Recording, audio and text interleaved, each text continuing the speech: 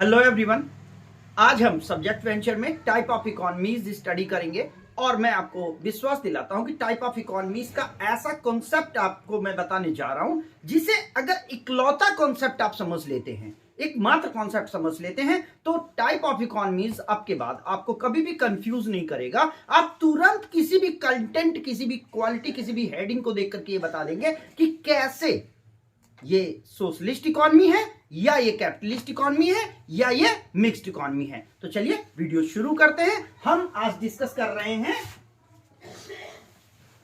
Types of economies. Type of economies. तो first of all हमें पहले इकोनॉमीज समझना है कि इकोनॉमीज क्या है। इकोनॉमीज को हम हिंदी में अर्थव्यवस्था बोलते हैं। क्या बोलते हैं? अर्थव्यवस्था। अर्थव्यवस्था। अब ये अर्थव्यवस्था क्या है? अर्थव्यवस्था एक सिस्टम है इन विच इकोनॉमिक एक्टिविटीज आर कंडक्टेड।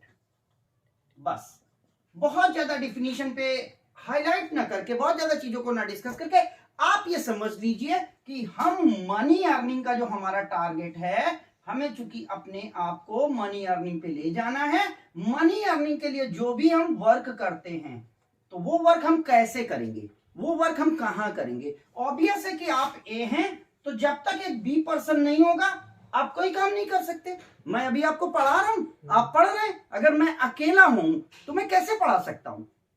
संभव है कि आप प्लेटफॉर्म पर दूसरी तरफ ऑनलाइन हो, लेकिन कहीं ना कहीं आप हैं। मैं अकेले खुद ही पढ़कर खुद नहीं पढ़ा सकता। एक साथ में दोनों काम नहीं कर सकता। मैं स्पीकर हो सकता हूं तो लिसनर चाहिए होगा। मैं सेलर हूं तो बायर चाहिए होगा। अगर हम बायर हैं तो परचेजर चाहिए। अगर हम बायर और परचेजर दोनों हैं तो बीच का मीडिएटर चाहिए। अगर हम तीनों हैं तो गुड्स चाहिए।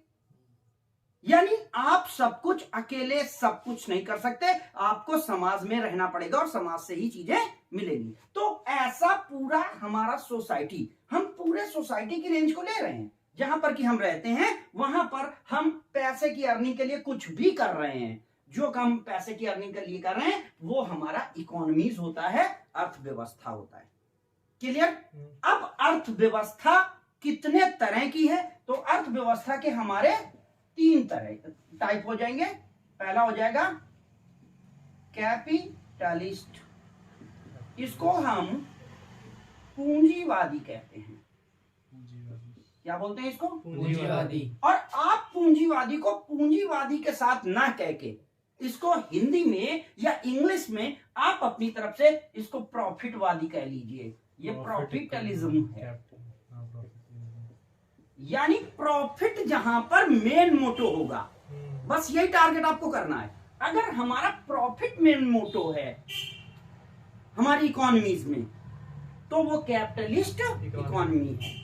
और अगर इसी की जगह हमारी दूसरी इकोनॉमी हो जाती है जो सोशलिस्ट होती है, इसको हम बोलते हैं साम्यवादी व्यवस्था। तो जो साम्यवादी व्यवस्था है या समानतावादी व्यवस्था है या मार्क्सवादी व्यवस्था है, ये समाज को बराबर लेके चलती है और ये वेलफेयर पे काम करेगी। किस पे काम करेगी? वेलफेयर।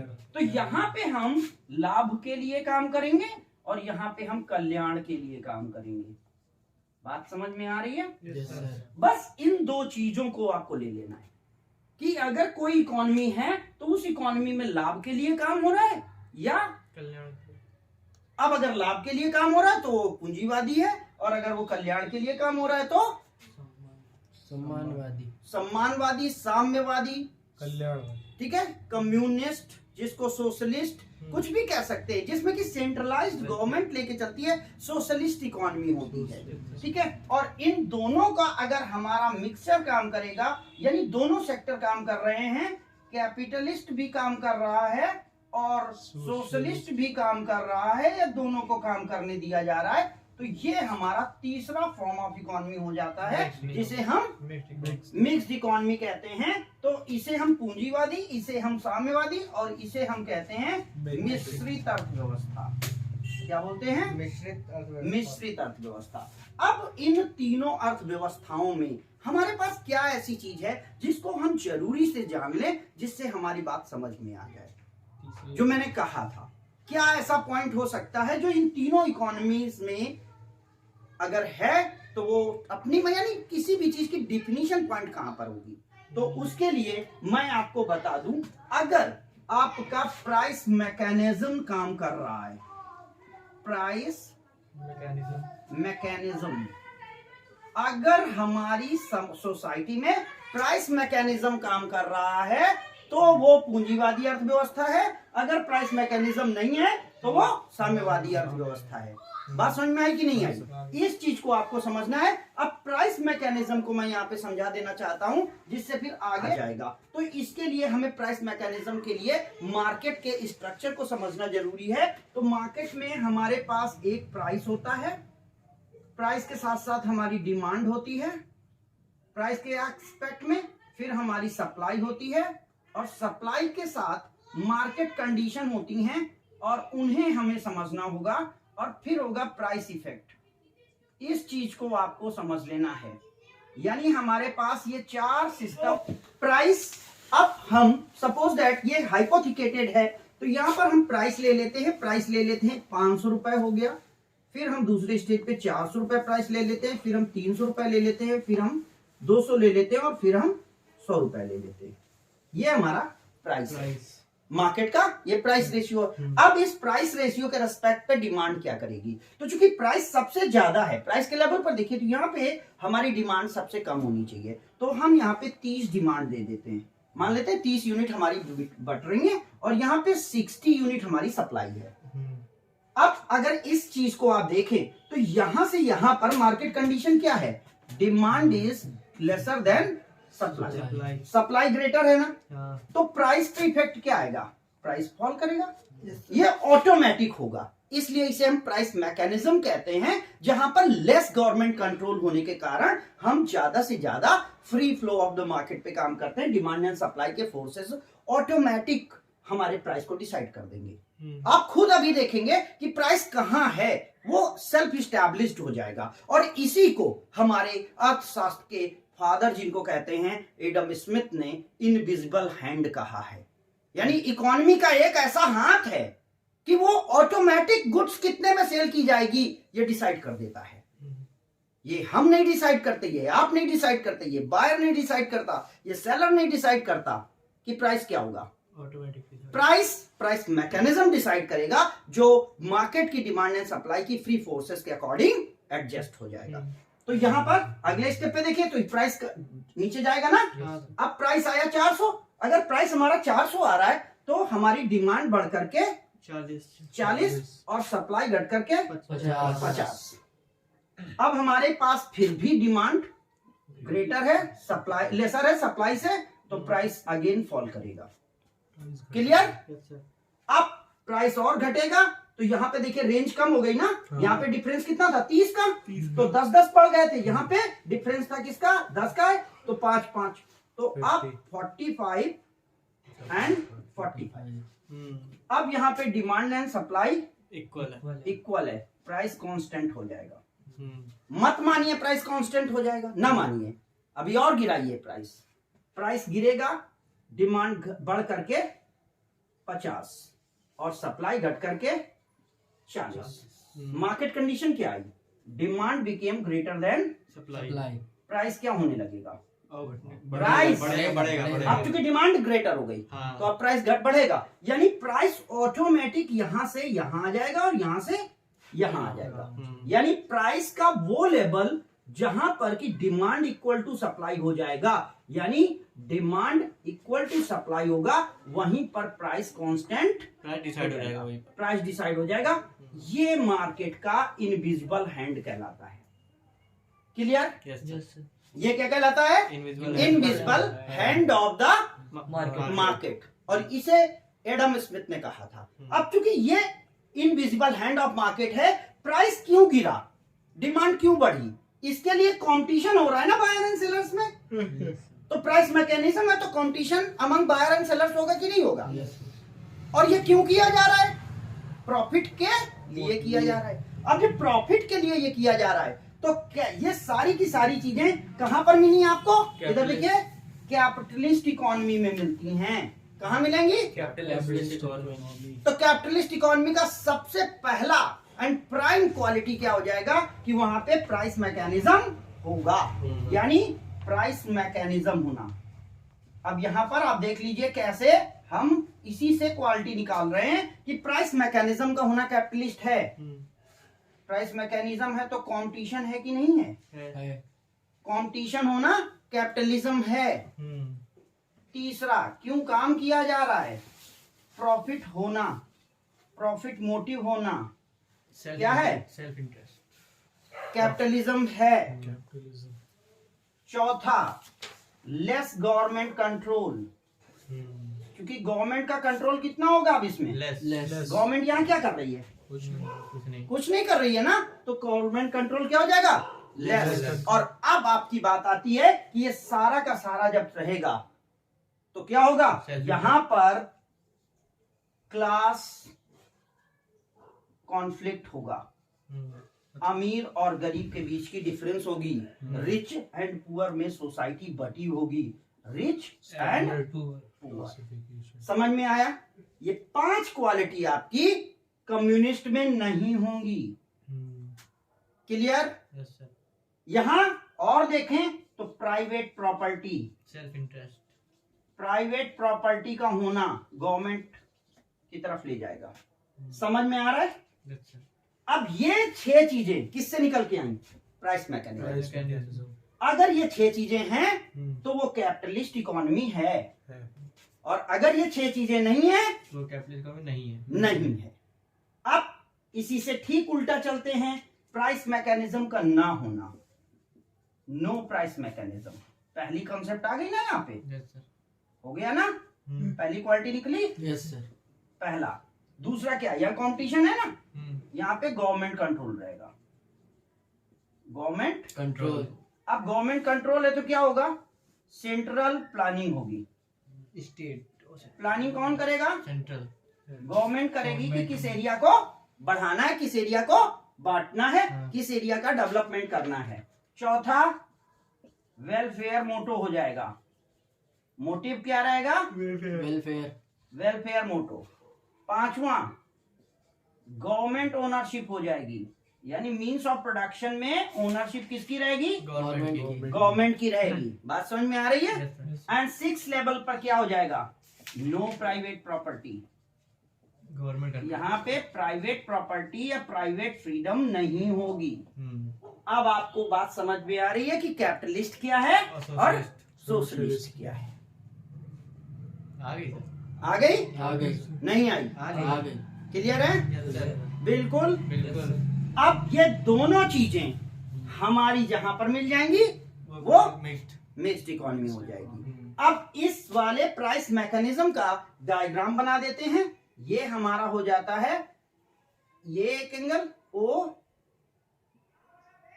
एक्स वाई एक्सिस, यहां पे हमारा प्राइस हो जाएगा और यहां हमारी क्वांटिटी हो जाएगी ना? Yes sir. अब डिमांड क्या है? डिमांड ये है और सप्लाई फैक्टर हमारा कहां है? ये है। क्लियर? और प्राइस कहां डिसाइड हो रहा है? इस पॉइंट पर। ये प्राइस, ये क्वांटिटी, ये हमारा सप्लाई और ये हमारा डिमांड। समझ में आया नहीं आया? Yes sir. ये हमारा इक्विलिब्रियम प्राइस है। क्लियर? प्राइस मैकेनिज्म के तहत। अब यहां पर अगर प्राइस नहीं डिसाइड हो रहा है, मान लेते हैं प्राइस इससे ऊपर है, ये कितना पॉइंट था? प्राइस कहां डिसाइड हुआ था? 300 पे। 300 पे। और 300 पे गुड्स कितनी बिक रही थी? 45। ठीक है ना? अब अगर P1 प्राइस हो, प्राइस पहले से कम है कि ज्यादा है? ज्यादा। प्राइस ज्यादा है, तो जब प्राइस ज्यादा होगा तो डिमांड क्या हो जाएगी? कम हो जाएगी और सप्लाई बढ़ जाएगी। समझ में आया? आ गया सर। यहाँ पे एक्सेस सप्लाई हो जाएगा अच्छा। जो कि यहाँ है हम्म। ना? यही तो कंडीशन आ रही है, देखो यस सर। आ रही है ना? इसलिए प्राइस कहाँ जाएगा? नीचे। नीचे। अब अगर दूसरी तरफ देखें ऐसे, तो ये हमारा P2 प्राइस है। यहाँ पे प्राइस कितना होगा? 200। और ये प्राइस कितना हुआ? 400। अगर यहाँ से प्राइस घट के यहाँ पे आएगा, 200 पे आएगा, तो डिमांड और बढ़ जाएगी और सप्लाई और घट जाएगी। अब यहाँ पे एक्सेस डिमांड हो गई, एक्सेस डिमांड। और रिजल्टेड प्राइस कहाँ आ जाएगा? ऊपर की ओर जाएगा वही। और प्राइस ऑटो एडजस्ट हो जाएगा। समझ में आया नहीं आया? आ गया सर। तो इस तरीके से हम प्राइस मैकेनिज्म के बेस पर टाइप ऑफ इकोनॉमीज में 2 टाइप ऑफ इकोनॉमीज बता सकते हैं, जिनमें पूंजीवादी अर्थव्यवस्था यानी कैपिटलिस्ट इकोनॉमी और कम्युनिस्ट इकोनॉमी होता है। अब हम डेवलपिंग एंड डेवलप्ड इकोनॉमी की बात करते हैं। तो यहाँ पर बेसिक कॉन्सेप्ट ये है कि डेवलपिंग या under developed economy, under developed, और या फिर डेवलप्ड इकोनॉमी। मैंने डेवलप्ड इकोनॉमी को नीचे लिखा है। आपको यह ध्यान रखना कि अंडर डेवलप या डेवलपिंग इकोनॉमी वो हैं, those are trying to provide basic needs of society. Currently basic needs and society जो 3 हैं, जिनमें फूडिंग, क्लॉथिंग हाउसिंग और लॉजिंग आता है। इसको आप रोटी, कपड़ा, दुकान और मकान के सेंस में समझ सकते हैं। तो अगर रोटी, कपड़ा और मकान सेटिस्फाइड हो गया है, यानी यस 100% अवेलेबल, 100% प्रोवाइडेड, 100% पूरी तरीके से उन्होंने रोटी, कपड़ा और मकान प्रोवाइड कर दिया है, तो वो इकोनॉमी डेवलप्ड इकोनॉमी है। अदरवाइज वो डेवलपिंग इकोनॉमी है। बात समझ में आ रही है?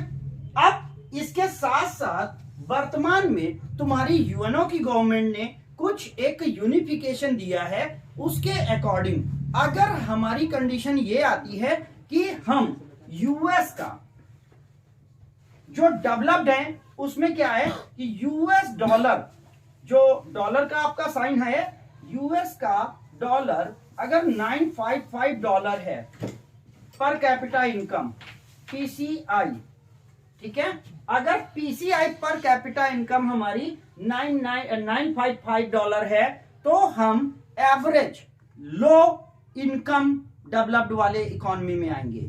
और यहां से लेकर के नेक्स्ट हमारी एक फीचर रहेगी कि अगर हम 955 से 12055 पे आए, कितने पे आ जाए?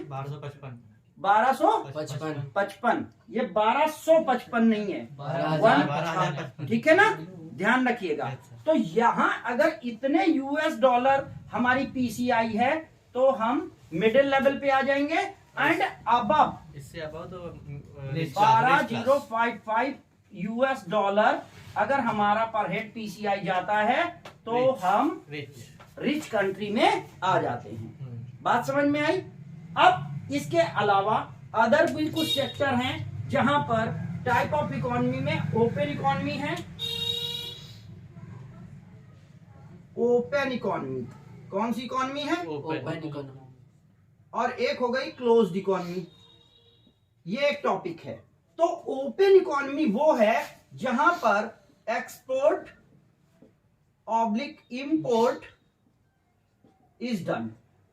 If country is connected by export and import, then that country is open economy.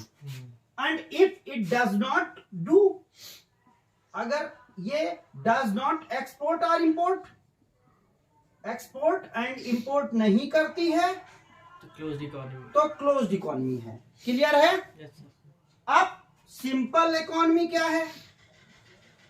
अगर इकॉनमी हमारी वन लाइन ट्रेड पे चल रही है, वन लाइन ट्रेड का मतलब हम एग्री पे काम कर रहे हैं, बिजनेस पे काम कर रहे हैं, किसी एक सेक्टर पे या हम सर्विस पे काम कर रहे हैं, हम इनमें से किसी एक में हैं। इधर हमारा एग्रीकल्चर इकॉनमी है, इधर हमारा बेसिक है, इधर हमारा सर्विस सेक्टर है। अगर ये एक लेके चल रहे हैं तो हमारी सिंपल इकॉनमी है, और अगर तीनों हैं तो कॉम्प्लेक्स। एग्रीकल्चर इस तरीके का सेक्टर है, तीनों मिक्स चल रही हैं, तो ये कॉम्प्लेक्स इकॉनमी हो जाती है। क्या हो जाएगा ये? कॉम्प्लेक्स। इन दिस वे हमारी टाइप ऑफ इकॉनमीज खत्म होती हैं। Thank you.